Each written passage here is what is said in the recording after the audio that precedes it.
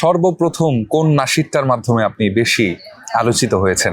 যদিও আমরা জানি, তারপরে আপনার কাছ থেকে একটু এটার অনুভূতি জানতে চাচ্ছি। সর্বপ্রথম হচ্ছে এটা আরেকটা চ্যানেল আপলোড ছিল, সেটা হচ্ছে আরশের মেহমান।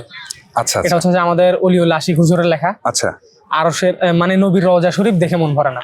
আচ্ছা তো এটা আলহামদুলিল্লাহ খুব বাংলাদেশ ব্যাপী মানে প্রচুর মানে ভাইরাল ছিল।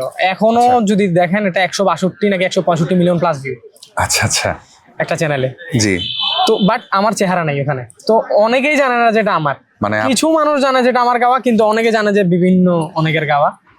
তো ওই থেকে প্রথম আমার হয়েছে। আর নিজের পার্সোনাল চ্যানেলের কথা যদি বলি, জি তাহলে সেটা হচ্ছে সোনার মদিনা বহুদূরে, সেটা হচ্ছে যে আমাদের চট্টগ্রামের জি সেলিম রিয়াদ হাক্কানি হুজুরের লেখা এবং ওনার শুরু কর।